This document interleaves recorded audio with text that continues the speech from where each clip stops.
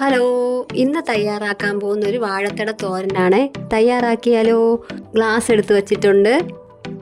വാഴത്തട ഒന്ന് വട്ടത്തിൽ വെട്ടിയെടുത്ത് വല കളഞ്ഞെടുക്കാം. എന്നിട്ട് ഈ ഗ്ലാസ് വെച്ച് കമഴ്ത്തി ഇടിച്ചെടുക്കാം. ഇടിച്ചെടുത്ത് വച്ചിട്ടുണ്ട്.